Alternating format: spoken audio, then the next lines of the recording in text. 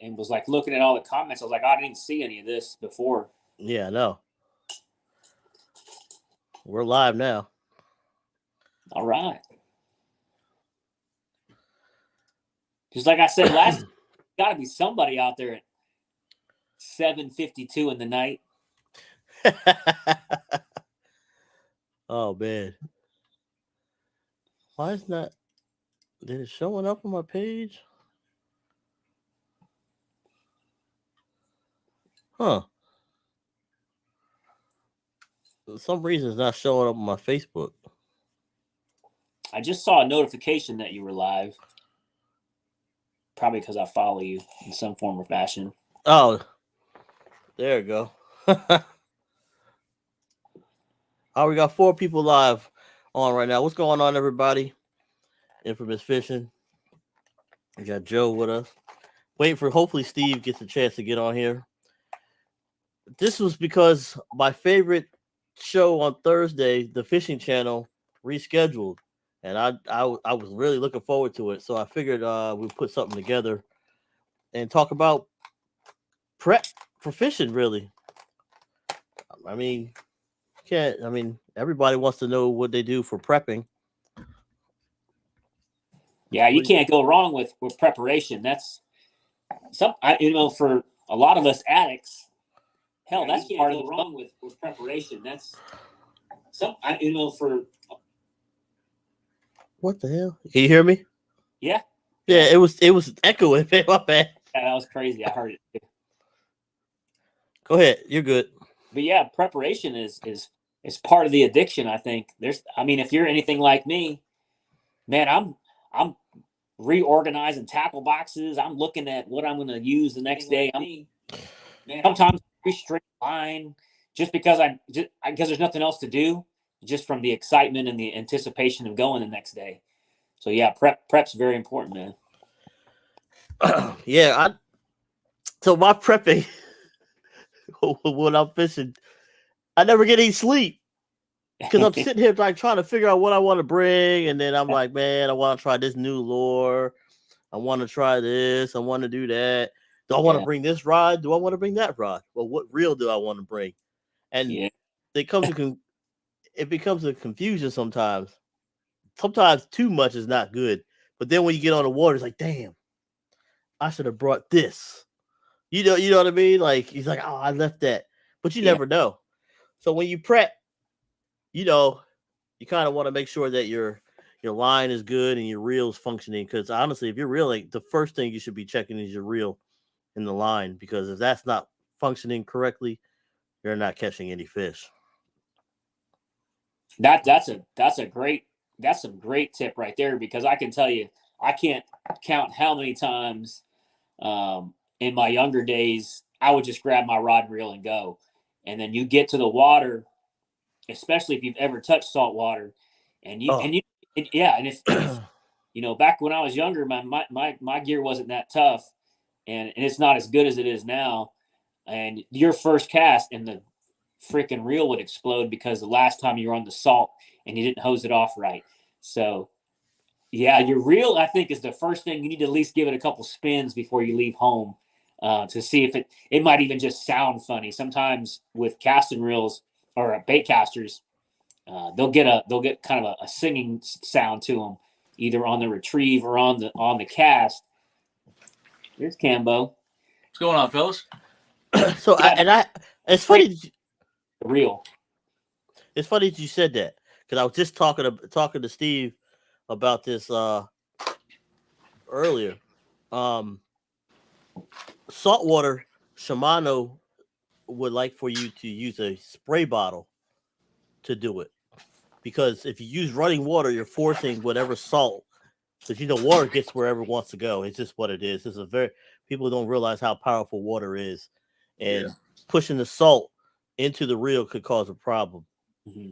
But that's for anything, just proper maintenance. So they want you to mist it and then wipe it off.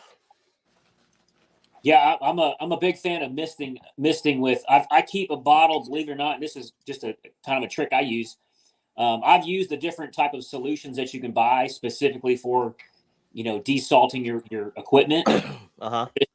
I've used all that stuff before and it works great. But I've learned that simple green works really well, and it's really cheap. If you dilute it down just right, you don't want to use it straight concentrated. But if you dilute it down, any type of solvent like that, especially something that's biodegradable, I think breaks down the salt. Mist it down with a mist bottle. So I keep a bottle in my garage and I spray all my stuff down when I get home, and I let it sit for a couple minutes, and then I'll hose it off with the nozzle on spray, no pressure. So I got a question as the bait caster novice around here. So now I hear what we're saying with mist, and I assume the mist is for when you're using a bait caster and you just kind of have like spray throughout the day that gets on your reel. But if you submerge a reel by accident in the salt, is that when you want to really try to push like with a lot more force with the water, or what do you do in that event? Just disassemble it and clean it out, or what do you do? So for me, Steve, if I dunk a bait caster in the salt, I will take special care with looking and seeing how much water got in there, to almost to the point where I might take it apart. Yeah. A lot of the gear I have nowadays is saltwater, either saltwater proof or saltwater resistant type materials that it's built from. But that was not always the case in my fishing career. And I've had stuff that where if you didn't break it down and pretty much rinse every piece off, eventually it would start to corrode. Even I don't care how detailed you get, salt is just really hard to get rid of. So yeah, here's all right. So I see this question from Outdoors with Maryland. He said, "Wash it with a water hose." Shimano, depending what reel you got, I have talked to Shimano, and Shimano has said use a spray bottle to spray it off. I don't know if you missed it, and then you wipe it off. Now, that being said, in salt, distilled white vinegar mixed with water will break down the salt. This is what I use. And for the guys that have fish tanks out there, or saltwater tanks, that's what we use to wipe the glass off with, because it won't mess up the glass and it breaks down the salt. It does. So this perfectly mixed will help get all that corrosion off. Actually, really good cleaner too, especially for like reptiles and all that other stuff. But yeah. Now, I mean, when I got back to Maryland, like growing up, I almost exclusively did freshwater fishing. Like my only saltwater fishing growing up was pretty much went out like a charter, like deep sea fishing or something like that. But even then, when I used to fish the Severn River all the time with my spinning gear. And you learn really quickly what happens to the gears inside of a fishing reel if they're not saltwater ready, and you don't take those things apart and clean them and lubricate them. Those things will rust out within a couple months. It was crazy. I mean, granted, those are kind of probably cheaper spinning reels, but I learned pretty quickly that I needed to do that maintenance, completely disassemble, completely clean out, lubricate, and then reassemble. If you're going to use non-saltwater ready gear, in even brackish water, it's a problem. It'll rot your stuff out quickly. Yeah. No, you're absolutely right. Even spinning gear, I've pretty much come. I'm very confident that as long as I don't dunk my reel in the water, that you don't have to take it apart. I think if you get home and you do a good night rinsing, even without a solution, sometimes just soap and water, especially if you're using equipment that is a little bit more expensive. And I hate to say that, but that's the truth, because it is what it is. It is. A lot of your freshwater spinning gear, the industry is not going to tell you that, but it's the same stuff that they're going to label an inshore little tag on it or a saltwater tag on it. The only difference may be there may be a few more seals around the bearings. Now, I've got a straight up, and then I'm going to tell the story and then I'll shut up about it, but I've got a straight up Tsunami 8,000 series surf reel and rod. And I've had some of my kids, and I've had, family events where I've let others use it, and they dunk it all the time. And that thing looks like it looks like a little tank. It's got so many different ways to seal it, and it's tightened. There's big bolts around it and all kinds of shit. It looks like it's going to be water resistant and not water, but waterproof. And I'll tell you, it's still will have corrosion around certain spots. And I've taken it apart, and even the stainless will get some corrosion pits on it inside the gears, things like that. So just because it's inshore and saltwater labeled does not necessarily mean anything, because salt will kill everything. It's nasty. Yeah, but if you take care of it after you get on the water, you ain't got to worry about any of that. That's the key. Just a little bit of attention to detail goes a long way when it comes to. So it's funny that you're talking about that. I mean, my camera is like crazy. So I bought a Cast King Royal Legend and a Sharky 3. Somebody was telling me about it. It's like, oh, it's Cast King. So when I was fishing down in South Carolina in the salt, I dunked it in the water intentionally and let it sit there for like 2 minutes, took it out, shook it off, and then what else I did? I just threw it around just to see how well the Cast King held up. And it held up. Man. So I mean, I like to try different stuff to see what works, because I know people is like, oh, I don't want to spend $200-300 on a reel or $189. Or I know guys have been using 6-gill reels. I had a 6-gill reel. Matter of fact, I gave Steve my other 6-gill reel. Sure did. So he could use it. I'm not a fan of them, but the rods are pretty good. But yeah. So I like to try different stuff to see if it works. So somebody asked me a question, well, have you tried this before? Yeah. It's only $59.99. Can you afford that? Boom. Yeah, I would give anybody the advice, if you're going to do any type of saltwater inshore fishing, it's just as long as you don't dunk that thing, you probably don't have to worry too much about it, as long as you give it a good rinsing at the end of the day. And a lot of that, and that just a little bit goes a long way, just getting that initial salt mist off of it. Because a lot of times what happens is the audience isn't always going to be like us three. We're fishing every day and using our equipment every day and handling it every day. So we're going to notice something different very quickly. But that guy that goes out on the salt and doesn't touch that rod and reel again for another 4 months, and it just sits in his garage in the humidity, he may go back and find that thing starting to corrode. Hey, so this right here is Tommy Tech Outdoors Cast King bait feeder. He said it got salt on it and it got seized up.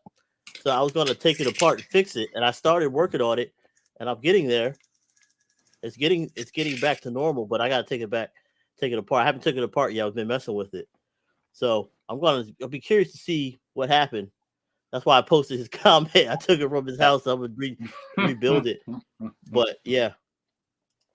But that's awesome. Yeah. Yeah. But I got it to the point where I can turn it. Hey. It's probably so. As long as it's a real line in and it has a drag, that thing will work. Yeah. So as everybody can see, Steve is getting ready. He's prepping. He's actually prepping. I have to go to work tomorrow, so I can't prep to go anywhere. And I'm going to Virginia to go bowling, so I can't do any prepping. I can fake like I'm prepping. Reach something behind me. It's time for me to get out, man. It's March and I haven't been out for snakehead yet. I feel like I'm just completely out of uniform, dude. So I'm taking a leave day, and tomorrow is going to be the day. I didn't want to go today, even though conditions were pretty good, because it was post frontal from the day before. But when I go out tomorrow, it's I think the conditions are going to be in my favor. Knock on wood. But we'll see how it goes, and y'all will see the pictures and the video and all that kind of stuff, man. I got a question. Yeah. Is it just me, or does it seem a little early for everyone catching snakeheads? Is that something different we should be kind of mentioning? Well, let's talk about that, Steve, because me and Steve were talking about that earlier. So in March, towards the end, like February of last year, in March, I was catching snakehead, and I was using swim baits like this. Okay. But I do think a large part of it is location dependent. Like, I would not be going out. This is just me. I mean, you do what you do. Like, if you're going out bow fishing, like guys have already like loaded decks with snakehead. The snakehead are out. They're just not feeding that heavily yet because their metabolism isn't that high because it's not warm enough yet.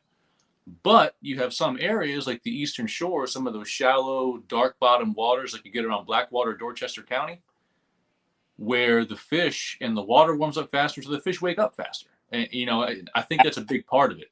Now, if somebody's out there and they're doing really well in an area that has deeper water access with current and everything else, let me know, because I'm always open to learn, and I'll go with you. But Yeah. I do think a lot of it is location dependent. I do think it is. That's great information, and I've heard you say that before. I'm always looking for that pattern change, or is there something we missed in the past? Because I think all of this is still relatively new to most of us. Yeah. I'm always going to look for, what's going to be different this year than last. That's a good way to look at it. Yeah, I'm a huge believer that the species is conditioning to, whether it be sounds of a trolling motor or light, beaming down on them. Yeah. I've heard a couple hints from some guys that do bowfish saying that they're seeing a little bit of a difference as the years go by, which will, if you think about it, reflection that we have just from us fishing during the day will cause that snake to react differently because they think it's a light. So those are just little key instances that I think, just naturally species are going to start to condition. So my point is that I'm always looking for the new thing in the year, and it just seemed to me a little early for some spots. So I was like, oh wow, that's kind of interesting. Yeah, I think it's really location dependent, but it is. I mean, it's like I know to a degree, a lot of us are thought of as kind of like snakehead experts, at least to some degree, right? And I'll tell you all straight up, for anybody who thinks that, I'm not saying I don't know, like, the snakehead game. I know it pretty well, but it's still a really new game, man. It's like, I mean, think about how many decades we've spent fishing largemouth bass, like how long they've been a sport fish. Yeah. And then think about how many years that we've had really to target snakehead. There's a world of stuff that we don't know. Absolutely. Like, we haven't even started managing snakehead as a fishery. So like all the scientific literature that you have for fisheries management on trout, on bass, on muskie, all those other species out there that we target, none of that exists for snakehead. No one's managing snakehead out there. Right. So I mean, there's so much information that we just don't know yet. Even the science it's still young. It really is still young, and I'm looking forward. I'm more than happy to be the tip of the spear and try to figure these fish out, because I do think there's just so much potential as a sport fish. But it's early, folks. The snakehead game is still early. So I got a question, Steve, since you're prepping, and I know people are watching. What are you putting on now for the snakehead? Because I know that's why you're going. Yeah. So far on the one bait caster, the SLX DC with the Mojo Bass, I have a number 3 MEPS on there. Because I mean, it's just really hard to go wrong with a number 3 MEPS early in the season. I mean, honestly, throughout the year, but as the grass grows up, I shy away from any kind of treble hooks, because you catch so much crap on it. You want to go weedless. Aside from that, I may or may not have on a Lily Ninja Mouse, because you know how I feel about my Lily Ninja Mouse. Oh, and we have a gorgeous interloper here. How you doing, baby? This is my whole bed. It really is your whole bed, isn't it? Hey, Adrian. You want to join us? I do not. No. Is that mine? Yes, it is your package, baby. Thank you. Yes, ma'am. And it's like, damn. And I mean, aside from that, like, I am gonna have 2 rods rigged up with hook and float, because it is early in the season. Yeah, I don't give a damn. I'm done. I'll throw some minnows. Y'all know me. I'll have 2 rods out with minnows, or 1 or 2, and then I'll fan cast, whether it be with a top water. See, he's got his wake bait ready. This is my swim bait. Oh, it's your swim bait? Okay, all right. I say last year you caught one on a wake bait. That was like it was a 5-inch. It was a 5-inch swim bait. Mm-hmm. It was actually a hard jointed one. The 6 cents made it. I tried. It was always a bright orange one. Yup. Then I caught some on I remember it. Livingston. I remember when you caught it, I was like, oh man, I gotta go. Yeah. But I mean, aside from that, I'm gonna be throwing probably the real All-American curlies, like the swim frogs, and the mega bass spark shad. And I'm going to, I bought some of those small spinners they have with the corkscrew, so you can actually screw them into the soft plastic, add a little bit of flash to it. Mm-hmm. Yeah.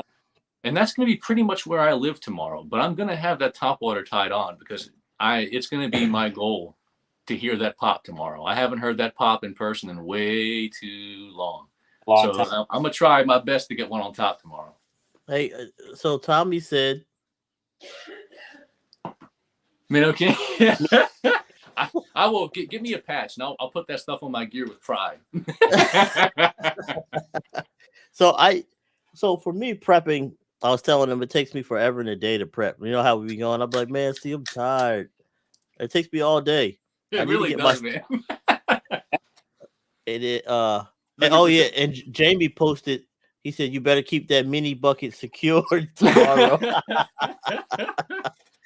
Yeah, I may or may not have a reputation for accidentally releasing all of my minnows at inopportune times. So it was funny too, because we were out there on the water, and our buddy Jamie, he lives on the Eastern Shore, and he has all these honey holes he goes to catch bait, to catch minnows, and he had caught a bunch of these just gorgeous giant minnows, like 4 to 5 inch thick bull minnows, these big mummy chogs. And he gave me the minnow bucket. Bad move, bad call. Because I was putting along in the kayak over on the Transquaking, and I went to reach down to get some more minnows, and the lid it was one of those cheap minnow buckets that has a lid to it that can actually come off. Yeah, those suck. The lid was off, and all those minnows were gone, man. They were gone. That was sad. I felt bad. I felt real bad. Yeah, all that work for all those good minnows. God. Like, if you ask Jamie about it, he's like, yeah, Steve came up to me with the sad puppy dog face on. I was right there. I have pulled up. We was on the trans that day. Yup. And I was on the other. It was Jamie, and then Steve was in the. I was in the middle. Steve was in the middle. I was on the other side of him. He's like, bro, I lost the minnows. Now, so make sure when you guys are prepping and you decide to make a take minnows, make sure your minnow bucket is nice and you can secure it, and your line isn't frayed and all this other stuff. Because I have that minnow bucket in my garage. I refuse to give it back to him because he dropped minnows when we and him went fishing. He has like 2 brand new ones, so. Go ahead and tell him it was 2 weeks later I did that crap again, man. Yeah, 2 weeks later I heard about it, then he did it with me. So I can't be trusted with minnows, man. Also, you wasn't on, Steve. I just wanted to give.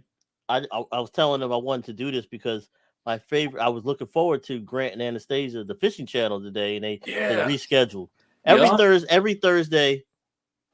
The fishing channel, which is Grant and Lady Chesapeake, Anastasia, they have people on and they talk. I look forward to it. A lot of people look forward to it. Yeah, I've watched it too. So they didn't go live. They rescheduled. So technical difficulties beyond their control. Yeah. So I figured I'd go live, talk. I mean, I'm not taking their presence, but I figured that Steve is prepping, it'd be a good time to go prep. So some people that fish use snap rings, like to switch out lures and stuff like that. You want to make sure that there you go, right there. I'm putting it on right now. But I only use it with some lures, though. That's probably something we could dive into. But go ahead, bro. I'll jump in a minute. I had one. I never had a problem with that one, but I had one that I had got from Japan, and it was like for like 90 pounds or something. If they turn one way and go, and if the snap ring turns, if the fish turns this way and moves, it'll unsnap. Mm-hmm. If anybody didn't know that. Now, the one that Steve had ain't going to do that. It's just going to bend it. I had bent it, but they won't get off. Now, Rashawn, Nathan's story at the Trans sounds like your experience at the Trans, man. The Trans just doesn't treat some people well, man. It just doesn't. All right, so the Trans, yeah. Just make sure when you go to the Trans, you prep well because, yeah, me and the Trans don't get along too well. That's all I got to say. I even threw my rod in the water when I was casting. Yep. Yeah. Yep. I remember that, dude. It's like every time we go to the Trans, I feel like we go there and you won't catch much, hardly anything at all until the very end of the day, and then you redeem yourself with the catch. I feel like it's happened twice now, man. Yeah. Others, though, you got to redeem yourself. So if you can get in there, that's good. I gotta go back. But back to you said I wanted to say I seen Anastasia commenting on my live on my page. But make sure you guys, we're not going. Me and Joe and maybe some other people have decided to do lives on Tuesday if we're not fishing. The Thursday is the fishing channel's day. We will not go live on a day because I like watching the video. I'm at their live stream. It's something to do because Good plan. it's got all these different people on there and they got people coming up. So, yeah. So here, now I don't always use these kind of quick swap swivels. Or actually, let me get you the actual. I want to get you the actual name of these, unless one of y'all know it off the top of your head. Brandon said tactical angler clips. That's what he called it. Yep. Yeah, tactical clips. Yeah, and the heavy duty ones are the only ones that I'll roll with for snakehead. Now, I've caught some big snakehead on these things. I haven't had any issues, but I've heard from other guys who were, I don't know if it's the exact same kind they were using. It probably wasn't. But I do know guys who have had those things fail and lose really big fish. But is it convenient to swap it out? Yeah. Like you can save a lot of time retying if you use those things. But one thing I generally won't use these with is my topwater frogs, because I don't like anything that's going to affect the buoyancy of my frogs. Like if it's going to change the angle it sits in the water, I don't like that. I have used it. But subsurface, I'll use it. I have used it on frogs. Mm-hmm. Okay. But I've used it on frogs just because I'm lazy and I want to swap frogs out. But I have lost fish. I lost a redfish on it. On a frog. I lost my honker in South Carolina on the redfish. And I lost a pretty big snakehead on it. So now I think Matthew right there is asking about spring lock hooks. That's exactly what I'm using right now. Now, generally speaking, I do like them. That's oftentimes what I will roll with. I guess the one exception is going to be your Z-Man lures. You can do it, but it's a real pain to try to thread a corkscrew into a Z-Man, because that's one downside of the durability of a Z-Man, is that you really got to work at getting a corkscrew into it. All right, so here's the little tip for you guys. I thought I had one here, but if you're putting a Z-Man on, you put a hook, stick your hook where centered into the Z-Man minnow, and then screw it in because it has something to go into. It helps get it started. That's how I do mine. Okay, yeah. I see what you're saying. Like create you're essentially almost creating like a pilot hole. Is that what you're talking about? Yeah, I thought I had some. I had some down here somewhere. Yeah, if you even just stick the point of a hook in that area that you're about to screw into and just start a pilot hole, that's actually the way I do it. Gotcha. Because it's a pain in the ass to get in that Elastec. Yeah. Yeah, it is. Hey, Blair, I'm looking at midnight. My daughter's cat's in my room, and my dog is still roaming the house, and those two things are like oil and water. So I got to make sure she gathers her cat. But here is, I'm trying to hold this in such a way that y'all can see well what I'm about to screw into this Mega Bass Spark Shad. But adding a little bit of flash to your soft plastic, especially in off-color or tannic water, snakehead like flash, man. Like if you can have some extra flash on your lure, I highly recommend it. So Jesse said he uses his Bing. Well, Tommy said grip pin works great from Z-Man. The grip pin works. And I haven't even seen what those are yet. Leave it to Tommy Tech, man. Tommy Tech. Well, I have some. Yeah, grip pin is just going to be. It's a screw lock, but it has a center needle. Yeah. So that needle in the center of the screw lock, the actual coil, actually acts as that pilot hole drilling mechanism. I thought I had some around here, man. I got so much shit everywhere. That needle is for us to keep it straight, but it goes in a lot easier on Elastec. I forget who make that's. Isn't that a shit? I gotta look now. So Jesse said he used the Bangkok hooker for switching frogs. I kind of use it, but then I don't feel like tying it. So you got to use that Bangkok hooker knot a lot to get really good at tying it quickly. I mean, you can't beat it. I don't think you can beat it, but that's something I really haven't got into yet, is tying that Bangkok hook or not. But So that's what I was mentioned. I'm glad he mentioned that, because that was going to be my question for those of you that are using. If you're tying directly to braid and using the clip, the one good thing about the Bangkok hooker knot is you can untwist it, undo your lure, and put on another one very quickly without retie it, because it ultimately acts like a Palomar knot. You're kind of feeding it through itself and then pull it tight. You can actually undo it and feed the lure back out and put another one on. So it's interesting. You might want to look at it. I can't say that I use a clip anymore. I used to use them, but when I went to tying directly to braid, if I tie anything directly to braid for snakehead, it's usually going to be with that knot. So I don't have to use it anymore. Yeah, I don't even wanting to tie it. So I just tie it, Palomar. I need to learn. I haven't used Bangkok hooker yet. It's really the only problem with it is it uses a lot of your tagline at the end of your. Not a big deal, but I'm kind of picky when it comes to knots on how much line it takes me to use. Mm-hmm. But when you're tying directly to braid, it doesn't matter.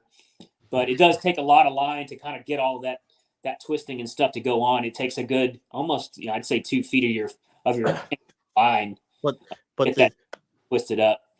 But the hack to that is just put some little bit of extra line on your reel, that because you can only put but so much line on there, so you would have to do it like that. But because you don't have to cut it, it's never going to really go bad. All right, close my door, please. Thank you, son. It's a pretty good knot. It really. As a snakehead fisherman, I feel like it's my duty to learn this knot and stop playing around. It works good for that, and it works good for toothy fish and salt too, because it makes it thicker. Yeah, and that's what I was thinking when Angel was saying it, because I know with Angel fishing down there for bullseye, he's got to deal with those. I don't know if it's rocky or concrete ledges in those canals. And if a fish tries to dive down in there, I could see it would probably definitely help to have more toughness on that length of line that's immediately above your hook. So I could definitely see why he's probably using it down there. Well, they also the fact that they'll bite right through your braid. The bullseye will? Yeah. Are their teeth that much different than the northern? They're just aggressive, man. I don't know what it is. I had it happen to me. Hard time finding a good knot for braid. I mean, I've used the Palomar for a long time now with braid, and I mean, you can see the results by the photos and the videos, dude. Like, I really haven't had any issues. And Palomar, unless you're working with trebles, is a really easy knot to tie. Yeah, unless your lure's real long. Yeah, it's something like that. Yeah. Without other than that, it's a really easy lure to tie, really quick. Yeah, it gives you extra. Yeah, but I mean, twist lock's an owner lock type of hook, and the screw lock. I know you can't see it, but it does have like a little needle that kind of starts you going with the screw. Oh, okay, I got you. Pilot maker for you. Yep. Yeah, those are sweet hooks. Sweet hooks. Yeah, I mean. So for me, when I'm fishing, and I'm gonna tell you the reels that go on when I'm prepping my frog rods, I'm throwing 50, 65 pound braid, because I'm trying to throw into everything.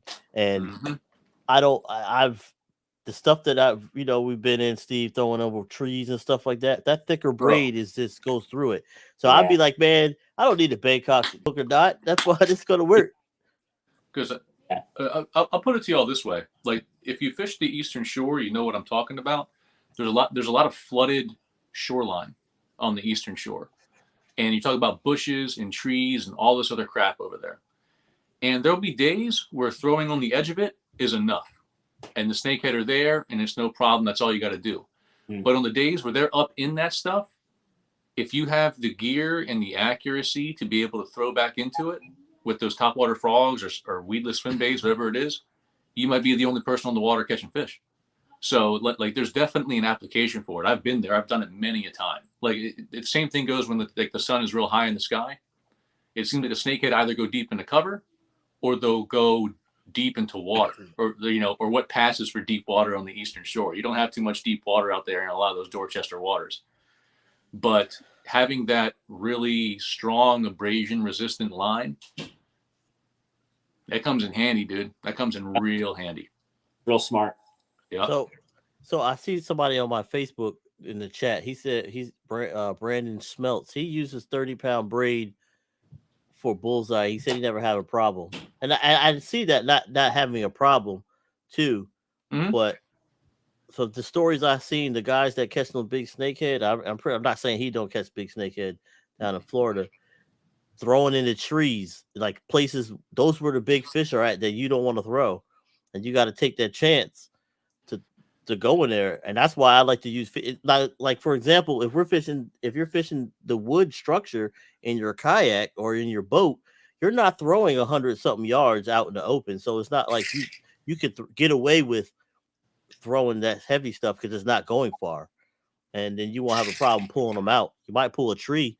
I'll pull big snapping I'll pull trees and big snapping turtles out on a frog. You know what I mean? So it's all preference, but I just prefer if I'm fishing like heavy stuff and I'm trying to throw into a tree and that get caught over a limb, I don't have to worry about the limb trying to bring it back over, messing up my braid because it's that durable. And I use, for that particular purpose, I use X5 because it's thicker and is more abrasion resistant than an X9. Even though the X9 is strong, that's what I use. That's what's on my reels. Now, go ahead, dude. My bad. No, I was just saying for now, and then for longer stuff out open water or something like that, I'll throw the X9 or weeds and grass and stuff like that because the break strength is awesome. So, yeah, go ahead. Now, me personally, I used to use Power Pro, Suffix Braid, and then I really started fishing with Rashawn and a lot of the other guys on the team because honestly, like I've never been a gearhead when it comes to fishing gear. I really haven't been. Like I would get by with the minimum that I can buying even a mid-range or even low to mid-range, reel and rod setup, and it'll get the job done for you most of the time. Yeah, nothing wrong with it. Yeah, but that being said, I've started using X9 pretty much last year, and I'm in the process of switching up all of my rigs to X9, and then I'll probably have one rig where I follow shortly after Rashawn that I'll have for the X5, for the really, really thick stuff. But it's a hell of a line. It's like Rashawn and I were out casting out back my house tonight, tuning in my bait casters. And the way it comes off the reel is just incredible. Incredible. Fucking incredible. Language, God. Yeah, so I mean, it's pretty good. Now I want to talk about this too with some other prep, not just snakehead. Mm-hmm. Another line that's good to have on your reel that I like is the Nanofil. Berkeley makes this Nanofil line, and that thing is like braid, but it's like mono. It can only go in spinning. I don't even know how to explain it. It casts a mile. I remember you telling me about it. But it works really good for jigging because it flies down. They don't go any more than 17 pounds, but it's super light. Now, when you say jigging, you talking about snap jigging, or what are you talking about? Jigging in general. Mm-hmm. I mean, I wouldn't use it. It's not super abrasive, so I wouldn't use it near structure. But if you're like out in a boat and you're jigging for rockfish or something like that, yeah, it would work. I mean, it's probably thinner than 10-pound braid. I know a lot of people use 10-pound braid out there. So probably known for its casting distance, but yet it still has the strength. Yeah, braid. Yeah. Now, what do you consider to be the best areas, or I guess fish you're chasing, or the best areas that you're going to apply this Nanofil at? So I was fishing with Kevin, and we were at Key Wallace, and I had it on bottom, and I didn't have any problem with it because there's a lot of stuff in Key Wallace. Yeah. You got weights and rocks and wood and people. I mean, I never had any problem. So okay, but I talked to Berkeley directly, and it was like it's made for casting open water type stuff, and I've used it for snakehead on a bobber before. Before I said, man, I'm not using minnows anymore, but because I like how light it is, but it's really light. Now So. you say you're not going to use minnows, but once we're out there fishing the monster snakehead tournament from anglers, if I'm only one catching because I'm using minnows, I bet you put a minnow on.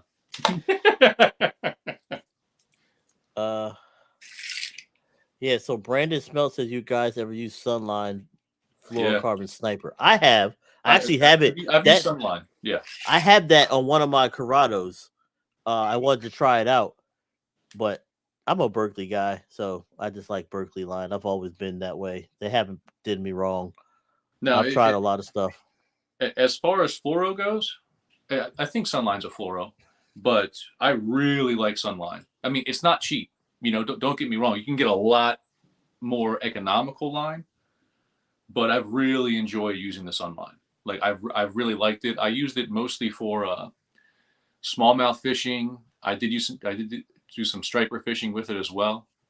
But yeah, like the Sunline, the P line, I like all those. They've done really well for me. Yeah. So what we didn't touch on when we were talking, we got a lot of people watching. I mean, decent amount. The rod. Ooh, okay. We really didn't talk about rod. So for me, I have frogged with in thick, heavy grass. I have frogged with a medium rod before. But I prefer medium heavy and extra heavy. Yup. I'm with you. I mean, like growing up, like, as the name Cambo Trout implies, I did a lot of trout fishing growing up here in Maryland, and a lot of ultralight fishing in general, like crappie, perch. And I got into bass too, but I was never like a jig spinnerbait fisherman where you start throwing like the heavier gear. I never was that guy. It was really snakehead as much as anything else that got me into that kind of heavier side of the game. But now that I'm there and, I'm aiming for these 10, 15 or bigger pound snakehead, medium heavy is my minimum, because I've said this before, you probably heard me, is that when you can catch a snakehead up to about probably 8 or 9, maybe even 10 pounds, and you feel like you're in control. When you get into that like 13, 14, 15 pound class snakehead, you find out really quickly who's in control. And it, like, a lot of times it's not you. It's a whole different experience when you're dealing with a fish in that size class. So like your medium heavy will get you by. And I've caught, 12, 13, 14, 15 pound snakehead on medium heavy. But if I can have a little bit more on my side, because that's what you're doing. Like when you're looking at all this different gear, and, as someone who fishes on a budget, I understand you got to make choices when it comes to the gear that you buy. But the difference that the higher end gear makes is like, it's a percentage game. Like there's the fish is on one side of the scale and you're on the other. And that little bit better gear might tip that scale a little bit more in your favor. And that's where it really comes in my opinion. That's where the difference is really made when you're dealing with the higher end gear, is that in those kind of marginal situations where it's kind of an even match, it can make all the difference in the world. Yeah, I'll add that, like, if you're gonna, since it was like a segue from thickness, that was hard to find. Thank you, baby. You did great. How heavy a rod to use? I'll tell you that your line and your rod are really so low? Contingent on the cover that you're fishing in, so all that structure. But it's also the type of lure you're using, what kind of hook set you have to have, because that's a good point. With those big, thick fangs, I just learned that the zeros are called aughts. You almost need to have at least a medium rod to set that type of hook. If you're throwing a single swim bait hook, you can get away with a lot of open water swimming that swim bait on a medium rod. Yep. But depending on that, some of those big buzz baits we're throwing, Ooh, I broke it. You probably want a medium heavy rod. No, that's a great point, dude, because the single hook applications, you don't need quite as much power. When you have those nice big stout hooks on those double hooks for that frog fishing, And again, like frog fishing is something I never did, like in any like serious way until snakehead, because I knew it felt terrible. Like when I was using like kind of like the slow action or medium or light action or light strength rods, and I tried to throw those frogs, it felt terrible because I'm like I can already feel like I'm not going to be able to set the hook effectively on this. It just doesn't feel right. Like you definitely need it for that application. You really do. You do. Yeah, and the other thing that gets confusing with most anglers when it comes to rod selection, so that's one way to look at it is the type of lure that you have. The weight of the lure so you can cast it is the other spectrum of what kind of rod. A lot of times when we're talking snakehead fishing, that's not necessarily the case, because if you have a big heavy, you've got a 7.3 heavy action rod, you're trying to throw a frog really far, and you've got enough muscle in that rod to hook that fish with that type of lure. But if you're and you know that the lighter the lure, the harder it is to cast, especially from a bait caster, you're going to parabolic action to where it whips it. So there is a balance that anglers have to figure out kind of on their own. Mm-hmm. Not all rods are created equal. I don't care what it says. But to get to know what medium fast to moderate fast means, if you have enough, you have the resources or you have the exposure to those different types of rods, and you throw some lures on it, there's a difference. Big time. All right, so for one of when I started, well, I was always frog, but what rod I liked the most that I had liked that you can buy that's not custom is the St. Croix Swim Frog, because it's a medium heavy, extra fast. It's designed for frog fishing only. Mm-hmm. But it's really quick. So I mean, if you don't pause, man, you're gonna miss fish. To be honest, you don't give them the time. But right here, this is Steve. I know Steve is probably working on his Caddy Lynn rod, right? That's what you're doing right now. Oh, actually, that one's tied up. I'll show it to y'all in a second, right. and I'll get some close-ups of it tomorrow on video. So but right now, I'm tying up my last live bait rod is what I'm tying up right now. You mean your minnow rod? Okay. So this is one of my setups. This is my JLS custom rod. I actually have a Calcutta Conquest DC on here, the 101. Mm-hmm. I'm not going to tell you how much it costs. They're going to be like, oh, yeah. But this is the 101, and this is my medium heavy fast. It's actually supposed to be an inshore rod. Really light, got carbon fiber. I mean, for frog fishing, I'm not going to buy a rod from Walmart. Yeah. I'm just going to be honest with you. If you really want a rod, spend the money. You can get a decent rod from like $80. You can get one from Dick's for that amount. You could use a favorite rod. They got the frog rod. Any rod that's designed for frog and you can use for snakehead. I'm not going to tell you how to go out there and spend $200-$300 for a rod if you don't want to spend the money, if you don't have it, especially right now with gas prices. I know me and Joe were talking about that the other night. If you don't have it, don't push the issue. Just get something that you can use. Absolutely. And if it breaks, take it back to Walmart and get another one. Yeah, they'll take it back. Just keep the receipt. Yeah, that's definitely every once in a while nowadays, but a lot of influencers now, even on social media, that have sponsors with certain gear. They're really tuned into that, because I think it's true that you don't have to spend the money to get that type of gear. It like Steve mentioned, will it make you a little bit more efficient, maybe a little bit more technical with certain lures or techniques you're trying to do? Absolutely, it will. But as far as, does that fish care what that name said? And does shit, I'm gonna tell you that right now. I've caught All right, well, check this out. Zebco. All right, check this out. So I'm gonna change this a little bit, and I'm gonna show you what I'm talking about. All right, so you can see all these rods behind me. This right here, I got this. If you want a decent rod that saves some money for $100, Okuma makes a snakehead only rod. I bought this from Anglers for $99.99. Or you can go on the Okuma website and get it. I have two of them behind me. I thought about giving one away in a raffle, I'm up in the air yet. I don't know because I want to try. One's a 1 ounce frog and the other one is a 3/4 ounce frog. But I don't know if you can really see it. It says Snakehead Junkie, and then this is 7.3 medium heavy, and it throws up 1/4 ounce to an ounce, and the other one is the same but with 3/4 ounce. So if you want a decent rod, this is not bad at all. So you guys that just want to fish for snakehead, I mean, you could use all bass stuff too. There ain't no difference. Yeah, but the other part is you just want to make sure your gear is good to go because your bass gear lasts longer because they don't have teeth. Yeah, and they don't death roll either. They don't death roll. They don't nothing. So that's why frogs last so long with bass.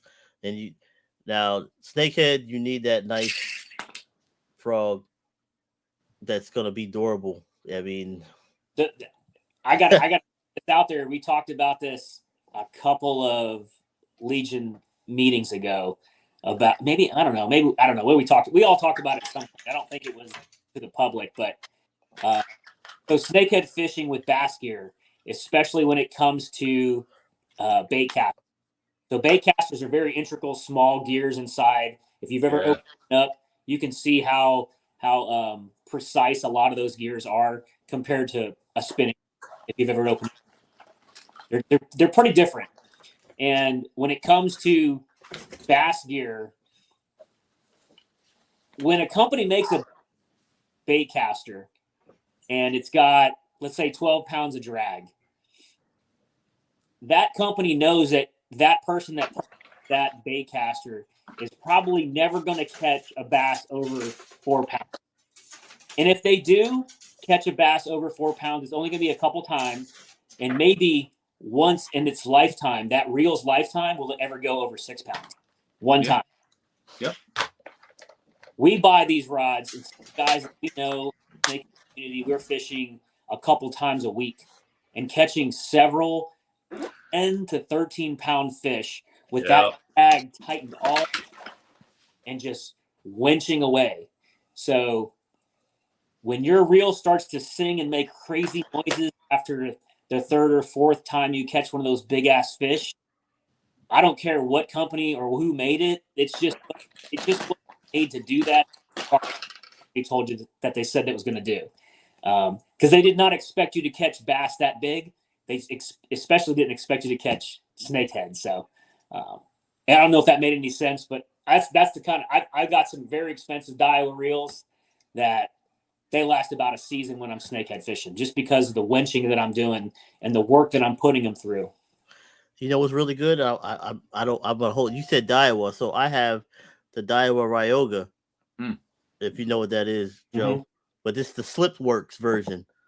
So you already know this one. This one was, yeah. But it was built. It's built for swim bait. It's very well. They retuned it and everything. Yeah. So I know people is like, oh yeah, man, we can catch fish on whatever, and blah blah blah. I get it. We cool. I understand that. But if you don't take care of your gear, thinking that it's going to hold up after a while, it's going to fail on you. That's a great part of it too. Especially snakehead fishermen, we're usually in the muddiest and thinnest of water with a lot of grit in the water that you don't really feel it, but it is. And that water and that grit's getting in your reel. It's gonna. So, this right here is I tested this out. This is the Cast King Royal Legend 200 size. Mm-hmm. A very heavy duty reel, especially with the Luz Super Duty reel is heavy duty too. Yeah, I mean it works if you're fishing the muck and stuff like that. I mean, so I don't have any Luz gear anymore. I've retired all my Luz gear, but I was a big Luz guy for many years, and I'm a big fan of them, especially for snakehead fishing because they're affordable, and I believe Luz has the kind of the market space or the shelf space in all the big boxes. That's actually a quality fishing reel that can withstand a lot of the stuff we're doing. It takes a beating and it keeps on ticking. One of those kind of type of things. but it's still going to fall in that category after a couple years of if you're catching big snakeheads over and over again, it's going to still fall in that same category of starting to wear out. But lose is in my opinion kind of the workhorse of the industry when it comes to affordable fishing gear. So our team member RS22 said, if your gear isn't covered in muck when you get home, was it really a snakehead trip? Man, there's been days out in Blackwater when you're poling through that and I mean, the bottom in Blackwater, if you ever get out and try to stand in it, you're going to sink down at least 3 feet is how soft that bottom is. It's one reason snakehead do so well out there. But there's been days I'm trying to get back into the skinniest water I can, and I'm just like pushing my kayak. My muscles are screaming like it's like I'm going through all this crap, and all of a sudden, you make one bad stroke, and all that mud and muck is like, and like either that or like dead and dying pad fields, the same kind of crap there. It's gotten my mouth before, man. It's freaking disgusting. Yes, you guys. So it's worth it, but it's disgusting. Because a few months back in the summer, we were talking about you Maryland guys, and because it's muddy here too, but maybe not that muddy. And what was funny was when we all started doing tournament fishing, and you all start looking at each other's photos, right? And the board's laid down on the bottom of your deck of your kayak, and the fish is laying out. And I was like, damn, like all these Maryland dudes, like they're fishing in like mud holes. There's mud of your fucking kayaks. Dude, like, taking their shit out.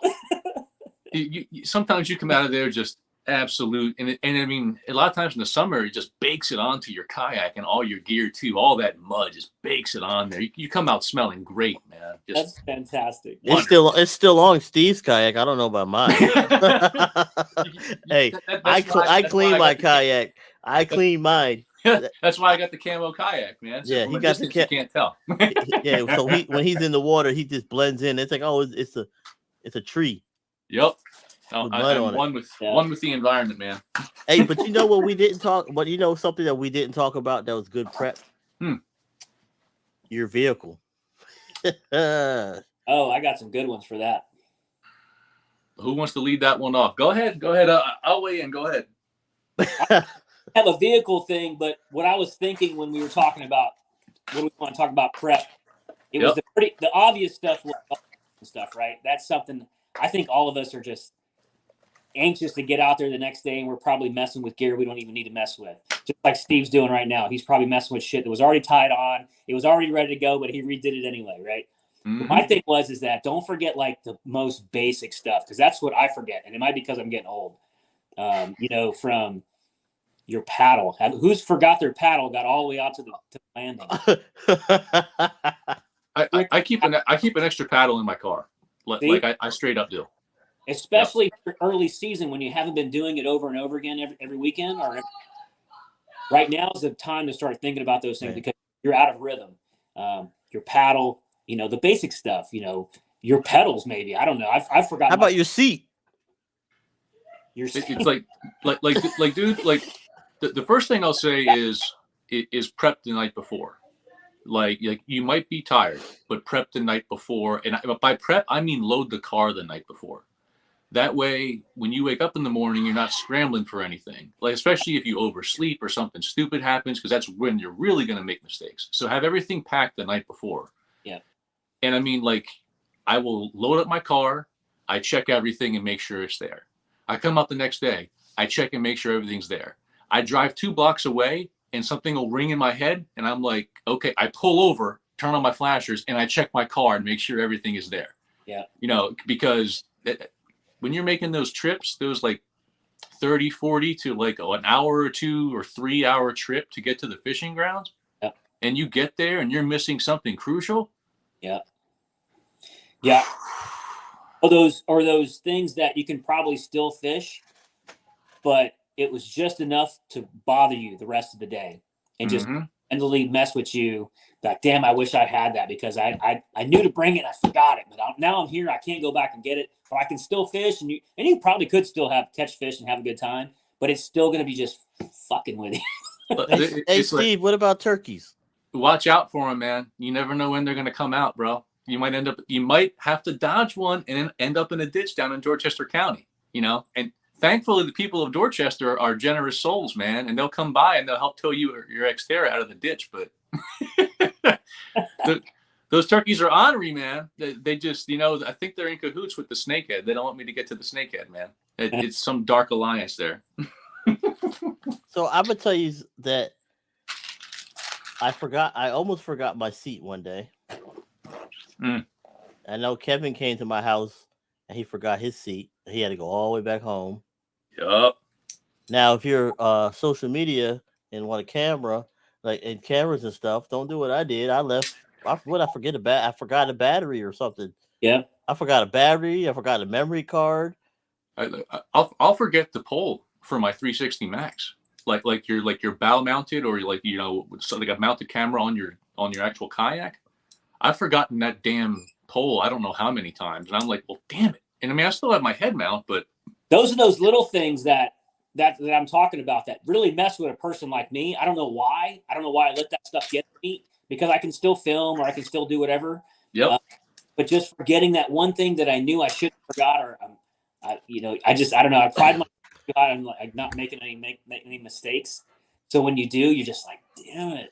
You know what? It was with me my whole fishing trip. And I got a video that we're gonna have to do. A prep video. Yeah. I'm gonna tell you some things that you need to have. You need to make sure that you have money. You need to make sure you have a flashlight. You need to make sure you have bug spray. You need to bug spray. I got a story for bug spray. Remind me. Sunblock. And don't ever go out in water on a sunny day without some kind of glasses, because you're gonna hate life. Yeah. Yep. And sunglasses. Man, sunglasses. Oof. If I forget my polarized lenses, I'll be in a bad mood. I'll be in a bad mood. It was a terrible day of fishing. I caught fish. I was miserable the whole time. Was it like a bad mood when you was in Virginia and everybody was catching snakehead and you was just like, I don't know what you're talking about. This smile stays on, man. I don't know what you're talking about. Oh, were you like the butch face? I hate now I got to tell two stories. So the first story about bug spray. It's like, for the longest time, people had told me about the mosquitoes down at Blackwater and how bad they were. And honestly, like for the first year or so, year and a half, I was fishing in Blackwater. I'm like, I don't know what you're talking about, man. And I was fishing, like Little Blackwater River. I was fishing Blackwater proper. I was fishing the Chickamaucomico. The first time I ever went, I think it was probably the lower Chickamaucomico, like the really lower part. I went out there and it's like, I forgot my bug spray, and it was just like, it was audible. You can hear just like the swarms of mosquitoes closing in on you. And I was literally, it was so bad, I was going to leave after about an hour. The only thing that saved me was that Matt Fletcher and his buddy were down there. I ran into him on the water. I'm like, dude, I hate to ask this, man. You got any bug spray, bro? Like if it weren't for them, I would have left. And I mean, I love fishing. And those mosquitoes were that bad. Like I couldn't stand. Doesn't like mosquitoes. No, I could tell you that. It's so annoying. It's like you're trying to focus and fish. It's like getting eaten alive. And it's like every time I moved, you would just see, like, you could see it in the camera. You see like the rising wave of mosquitoes when I moved, and then I would stop moving and they would settle back onto me. But it was, I mean, down in Virginia, we were down there with Chad Hoover filming. It was like this big thing. I was like, oh, we're going fishing with Chad Hoover, man. We're going to go chase snakehead. I couldn't land a snakehead for like the first 5 hours we were out there. And other dudes were catching. And I got a hit here and there, and they would miss it completely. When I have a bad day fishing, like a truly bad day fishing, it's like y'all don't see like my angry face a lot, because I don't have a reason to wear it a lot. But when it happens, yeah, they were disrespecting the Jesus that day. What's going on? I'm telling you, dude, I was like, you got to be kidding me! Like the one time that I'm gonna skunk out is the time I go fishing with and filming with Chad Hoover, and I was the one guy they had mic'd up, and I'm like, you got to be kidding me! And luckily, like Tommy helped me out. He gave me one of his blade wakers, and once I had a blade waker, I turned it around like 11:30, round towards noon. I turned it around, but dude, for those first 5 hours, I was sweating it. I was like, snakehead Jesus, my ass. Like, I'm down here fishing with Chad Hoover, and I can't land a fish to save my life. Yeah. Yeah, because I caught mine that day. One of them mine that day. I actually caught all my fish on the pink blade waker. Yeah, Blade Baker was killing it that day. I throw that in the wood, in the weeds, and thick everything. People are like, "Why are you throwing that chatter?" But trust me, that Teckle Wade Blaker is no joke. Yeah, so that's a hell of a lure. I got one tied on right now for tomorrow. It's a hell of a lure. Right? Was that in April? That was was that in May, Rashawn? You think? I feel like it was May. Probably was. Yeah, I feel it was May down at where did we launch from? I can't think of the name right now. Secret place. Yo, secret? Yeah, secret place. All right, we'll leave it secret. We'll leave it. We don't tell spots. You remember that, right? Yeah. Well, I know where that spot you guys are at, and it ain't no secret. So no. Yeah, it ain't no secret. But that spot you guys fish from, that place like puts Stafford County on the map. Yup. Shoot, now I won't leave it alone. Yeah. I saw some comments on there about stuff people forgot. And I saw grippers. I saw pliers. Oh yeah. So let me tell you a story With you, I was fishing. You can still survive on the water and get your day done. Man, stuff drives me nuts if I forget it. Don't. I use sticks. Never forget your life vest. Oh yeah. Yep. So that's a rule if you're fishing the KBF tournament. You cannot fish without your life preserver. You can't. I don't think you can take it off, right, Joe? Steve walks around with this in the mall, think he's gonna float away. If y'all didn't know, safety first, man. Yes, he's like, yeah, man, I'm just practicing. So, here I'll tell you guys until I started fishing tournaments where it was mandatory to wear one, I never wore one. To be honest with you, and my wife loves that these tournaments make me wear one. And now that I've been wearing one for, I think, 4 years now, I can't live without it. Like, I have to have it. Like, it has stuff that I love the pockets. I love the feeling of it being on me. If I don't have it on me, it's kind of like a seatbelt now, right? It's just automatic. So, yeah. Oh. I have to wear it now. Yeah. So, I know what Southern Maryland Mike is talking about. He's talking about Steve's baby back rib chips from Royal Farms, ain't it? That's right. Yeah. The Royal Farms, like, so for the longest time, probably up until about 2 or 3 years ago, I would go out on the water, without snacks, without anything, because like my bodily functions when I'm on the water, except for having, the obvious call of nature. Aside from that, when it comes to hunger or thirst, I get so laser focused on fishing and catching fish that I don't notice I'm hungry. I don't notice I'm thirsty, and I'm just in it. Yep, been there. Yeah. But since maybe it's because maybe part of it's because I'm getting older, but I think the other part of it is getting into the tournament game where it's a little bit more high stakes and like you're really kind of tense. When you're having a bad day or a slow bite, those snacks are crucial, man. That's a huge morale boost. Like I can't say enough or recommend it enough. When you're out there, take some snacks, man. Like you're having a bad time, take a break, sit back, observe your environment, eat some snacks, and then get back into it. But if I had to recommend some snacks, the Royal Farms crab chips, baby back rib chips, and I usually have to have at least one kind of sour candy on me, whether it's like, sour trolley worms or something like that. I got my salty, I got my sweet and sour, and I got my water, and I'm good to go. So did you say baby back ribs? Yeah, it's Royal Farms. I think the brand name is Marketplace. Baby back rib chips. Now, there's a caveat here. Taste like baby back ribs? They taste delicious. They are. Rashawn knows. I've shared it with him. Now, you might get a bag. If you get a bag that doesn't have a lot of good seasoning in it, which does happen, they ain't all that great. But if you get one that's like has a good amount of seasoning in it, right, boy, they are tasty, man. Yeah, Jared knows. Jared fishes with me all the time. Like those sour gummies have gotten me through some tough times in my life, man. So I'm gonna lead into something for prep off of that. All right, so I know you're not Snakehead Jesus. He just works off the solar power, so that's why he doesn't need anything. But you would want a snack. You would want snacks to give Yup. you energy throughout the day, and you would want some kind of water because if something happens and you got stranded, you want to make sure you can until they come get you. You had some kind of water Yeah. or some kind of kit in general. If you're fishing somewhere and you get stuck, you can start a fire and boil water. I'm just saying this is just not saying it's going to happen in certain areas, but Yeah. that to have. You also like if you're fishing in your prep and you're fishing cold water, you want to Yeah. make sure that you have your life vest and you have a dry suit.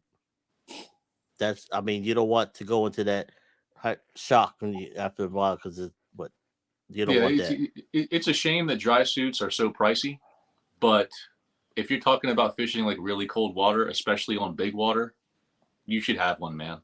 Oh, yeah. Like I'm not gonna put any caveat on that. You should have one. And you should Yeah. know how to swim too. Well, yeah, that too. But Don't like, circling back around to Joe's point, when it comes to like life vests, I never wore one, and again, it's something I didn't do till later in life. Maybe it's because I got a family now, and I got wife and kids who rely on me and that kind of stuff. Yep. You're young, invincible, single, like Yep. you do what you do crazy stuff. It is what it is. But you get a little bit older, a little bit wiser. You have to you don't think about wearing a life vest as being useful under perfect conditions where like you jump in the water. Like it's no problem. I'm a great swimmer. That's not what it's for. Nope. Like you're gonna go in the water. You're gonna have clothes on. You're gonna have shoes on. And if you go in the drink, it's probably an accident. It's not something you intended to do. Yeah. Maybe there's a hook in you, or maybe like you fall out, you hit your head, or your arms hurt, your legs hurt, your foot hurt.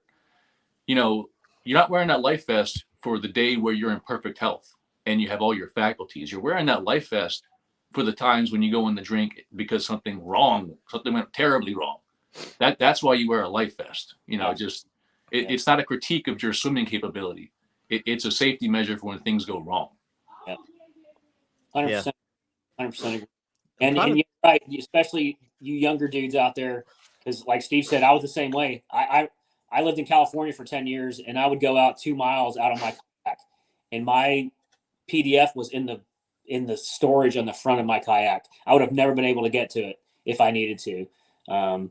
But again, strong swimmer, all the young guy, and luckily I survived. Nothing ever happened, but I think about that now, 15 years later, and I'm like, shit, you wouldn't catch me anywhere near outside the ocean without a vest on. You would never see me like that now. Especially that area out where I was stationed at when I was stationed in Pendleton.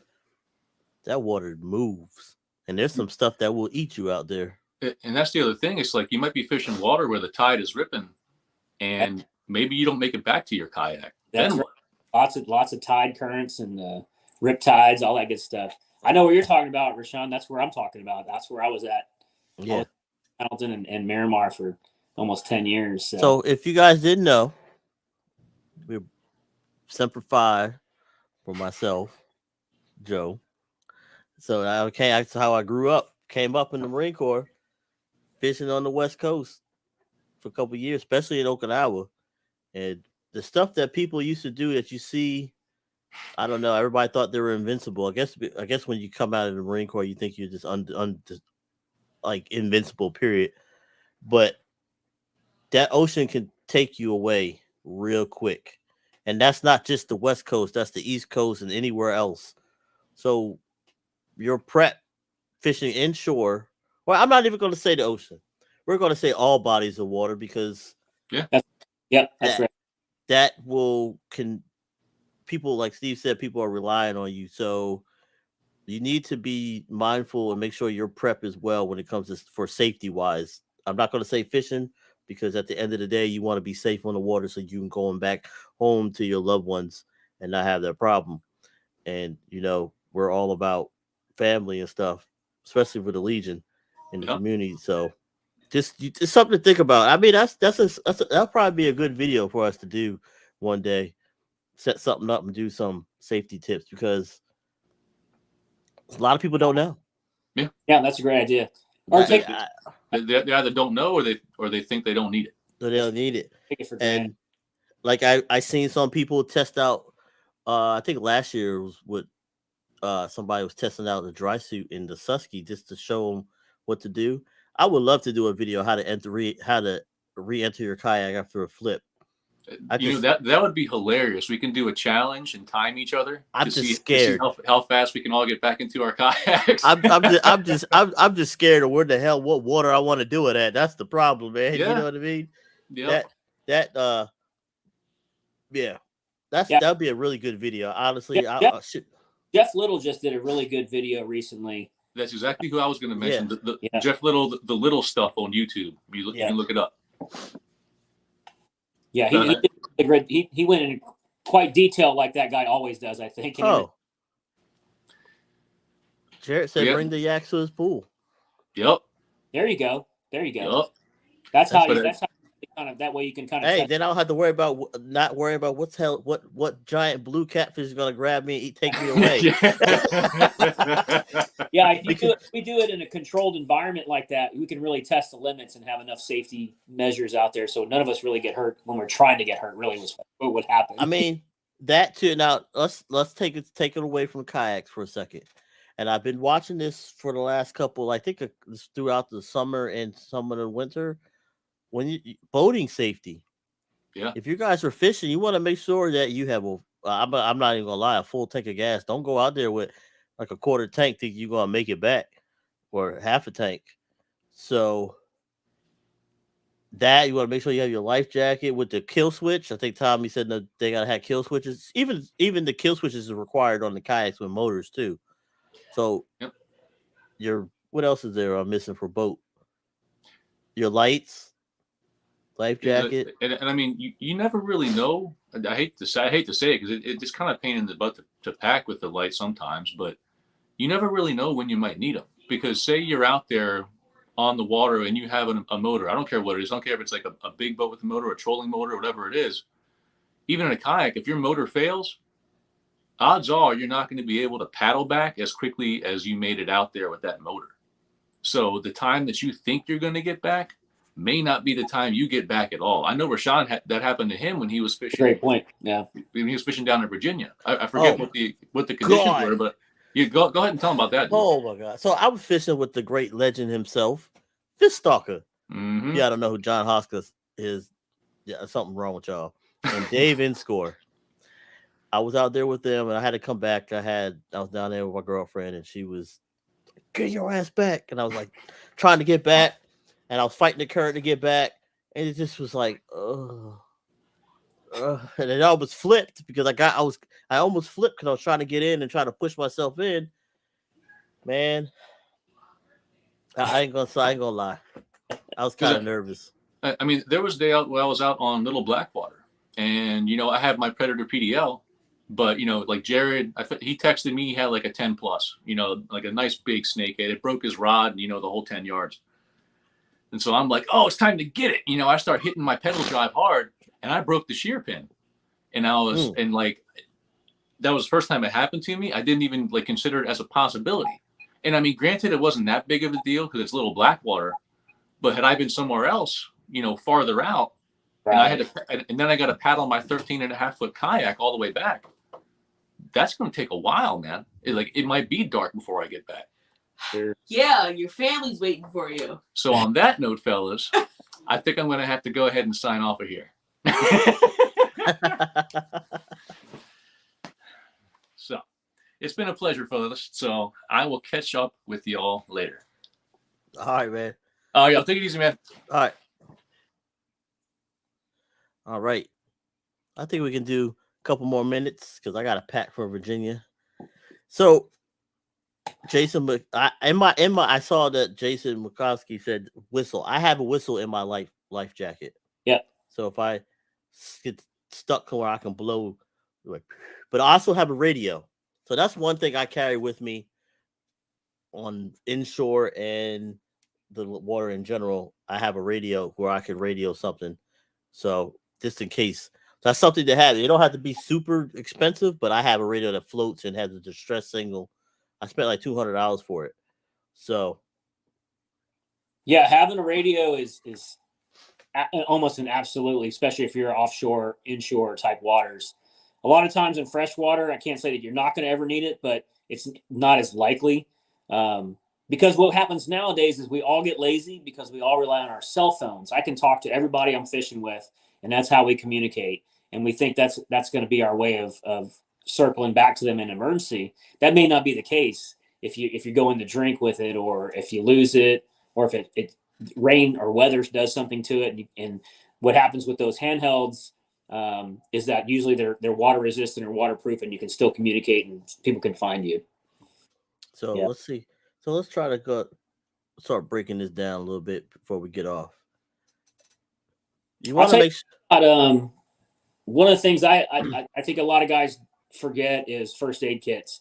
I just buy the whatever pack that's already pre-packed. I don't even really open it up to see what's in it. I just hope that there's the good stuff that's in it. But you don't have to be like me. I think you should open it up and see what kind of stuff is in there. Maybe put stuff you think you might want in there, like more Band-Aids or iodine or whatever. But there's a shelf life. It is a big deal. There is a shelf life on first aid kits, just to let y'all know. That is. So if you had a first aid kit in your kayak for like 5 years, you might want to check it.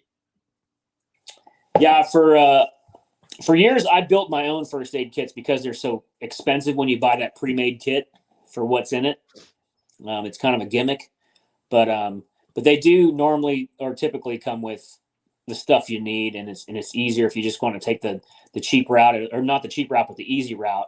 You're gonna pay a little bit more for it to be pre-packed, but you can build your own and put it in plastic bags or whatever. Put enough Band-Aids and iodine and alcohol pads in there. Whatever you think you may need. A lot of times for me it's treble hooks, man. Treble hooks will tear you up sometimes if you get hooked just right in the leg or in the arm, and you'd be surprised. Saltwater kind of burns when all that shit starts touching it over and over again, and it ruin your fishing day. So something to think about. And this right here is a good point. Well, Jarrett said batteries for your trolling motor remote, or batteries in general for your flashlight if you get stuck on an island inshore. Yeah. But planning a plan before you get on the water for a long day, or where you're at and where you can go and whatever the radio calls are. So yeah, safety's one of the main safety tips that you should think about. That's a great point. Is to have a plan. Tell somebody where you're going and what your plan is. That's not on the water is part of that plan. I think it should be part of that plan.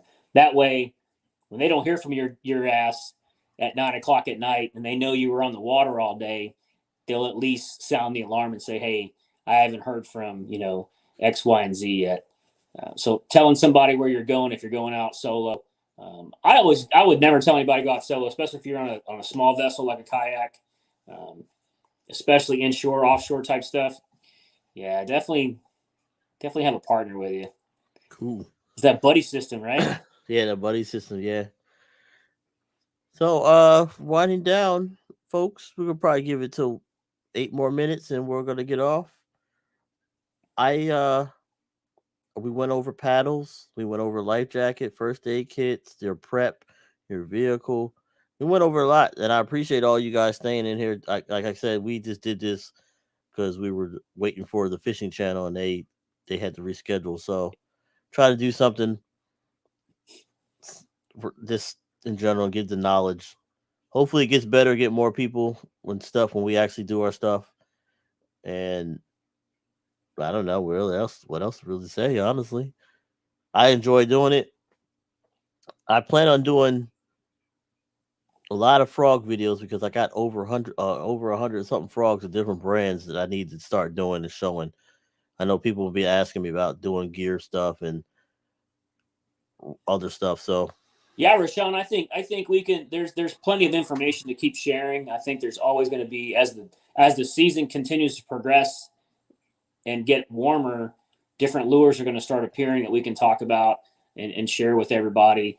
And those guys out there, guys and gals that are having problems with catching fish as the season starts to get better, you got to let us know so we can help you out and give you some tips on how to do it. Hopefully help you catch fish. We might be in the same boat you are, not catching anything. So yeah, so next week next weekend is the Delaware cleanup at Silver Lake. So if you're not subscribed to the Legion of Anglers, make sure you subscribe to the Legion of Anglers YouTube and Facebook group. And if you don't answer the questions, all the questions to go in the Facebook group, you're not getting in the group. I'm just going to tell you, we want to make sure you guys understand the questions. So, hey, speaking of that one, now I can't make that cleanup, but I know that there's talks of if those that are going to want to fish after the cleanup, that there's like a boat landing issue now, or do you have to have like a permit or something? I think they said they had to have a permit to fish that, to launch there. It's like $10 for a non-resident and $5 for a resident. So yeah, so get on the Legion of Anglers website, or not website, but on the Facebook page, and I think Steve posted something that kind of explains all that. So we don't want you to get surprised if you show up with your kayak and you don't have a permit.